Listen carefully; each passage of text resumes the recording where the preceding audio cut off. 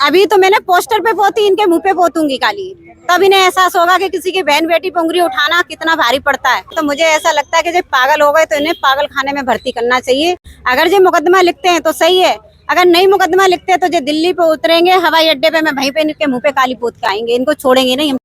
अनिरुद्धाचार्य महाराज के द्वारा लड़कियों के ऊपर दिए गए विवादित बयान के बाद उनकी जो परेशानी है वो लगातार बढ़ती जा रही है। कल उनके खिलाफ अखिल भारत हिंदू महासभा की जो पदाधिकारी हैं वो यहाँ तहरीर देने आई थी और आज उनका प्रोग्राम था गौरी गोपाल आश्रम के बाहर अनशन करने का, लेकिन उससे पहले ही पुलिस वहाँ पहुँची और दोनों के बीच वार्ता हुई, जिसके बाद अब यहाँ ये थाने के बाहर खड़ी हैं। इनसे बात करते हैं कि आखिर क्या हुआ था और आगे ये क्या चाहती हैं। मेरा नाम मीरा राठौर है, हिंदू महासभा से जिला अध्यक्ष।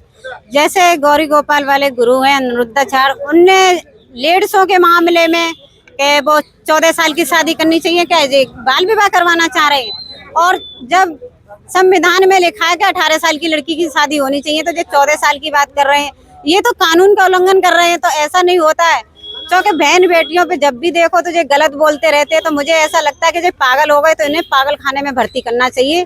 जब तक ये कथा कहीं पर भी कहने लायक नहीं है, हम इनके लिए अपने गाड़ी भेजेंगे और अपनी तरफ से ही इलाज करवाएंगे। इन्हें पागल खाने में आगरा में भर्ती करेंगे, जब सही हो जाएंगे तब मैंने इन्हें मथुरा भेजेंगे। कल आपके द्वारा इनके खिलाफ तहरीर दी गई थी और आपने ये ऐलान किया था कि हम वहाँ आश्रम के बाहर जाएंगे और अनशन करेंगे, तो किस वजह से आप पीछे हट गए? हम पीछे नहीं हटे, हमें प्रशासन ने पीछे हटाया। चूँकि हम तो वहाँ पे गए थे, मगर हमारे पीछे प्रशासन गई तो प्रशासन लेके आया। हम कोई हटने वाले पीछे नहीं है और ना कभी में पीछे हटते। हम तो चोटी खोल के लड़ने के लिए तैयार रहते, हम कभी हटने के लिए तैयार नहीं रहते।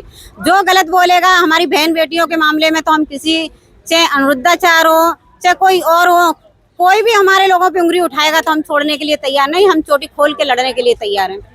आप यहाँ आई, सिटी मजिस्ट्रेट साहब के साथ भी आपकी चर्चा हुई और जो इंस्पेक्टर साहब हैं उनके साथ भी आपकी वार्ता हुई। जो आश्वासन मिला, क्या आश्वासन मिला और क्या आप उससे संतुष्ट हैं? नहीं, अभी तो नहीं है, मगर उन्होंने ये कहा है कि आपका मुकदमा लिखा जाएगा, मगर जाके जांच चल रही है। अब देखते हैं इनकी कब तक जांच चलेगी। जांच हो जाएगी उसके बाद में मुकदमा हो रहा है या क्या कर रहे हैं, उसके बाद में फिर हम कुछ 5 तारीख को करेंगे। ऐसा थोड़ा कि हम चुपचाप बैठ जाएंगे, ऐसा नहीं हो सकता है। अगर जो मुकदमा लिखते हैं तो सही है, अगर नहीं मुकदमा लिखते तो जो दिल्ली पे उतरेंगे हवाई अड्डे पे, मैं वहीं पे इनके मुंह पे काली पोत के आएंगे, इनको छोड़ेंगे नहीं हम किसी हालत से। कालिक तो आपने इनके पोस्टर जो आप लेकर आई थी उस पे, अभी तो मैंने पोस्टर पे पोती, इनके मुंह पे पोतूंगी काली, तब इन्हें एहसास होगा कि किसी की बहन बेटी पे उंगली उठाना कितना भारी पड़ता है। तब मैं इनके मुंह पे काली पोत के आएंगे सामने। आप ये बता रही थी कि मैंने चोटी खोल दी है, क्या कोई विशेष संकल्प लिया गया है बालों को? मैंने संकल्प इस वजह से लिया, जब तक इन पे मुकदमा नहीं लिखा जाएगा, जेल नहीं भेजे जाएंगे, जब तक हम अपनी चोटी नहीं बांधेंगे। हमने ये संकल्प लिया, जब तक हम अपनी चोटी खोल के रखेंगे, जब तक इन पे मुकदमा नहीं लिखा जाएगा और जेल नहीं भेजे जाएंगे। तो अब आपको इंतजार है आने वाली 5 तारीख का? अब 5 तारीख का इंतजार कर रहे हैं, 5 तारीख तक देखते हैं ये क्या कर रहे हैं। अगर नहीं लिखा जा रहा है मुकदमा तो हम तो इनके मुंह पे काली भी पोतने के लिए तैयार हो, मगर हम चोटी नहीं बांधेंगे जब तक ये जेल नहीं जाएंगे।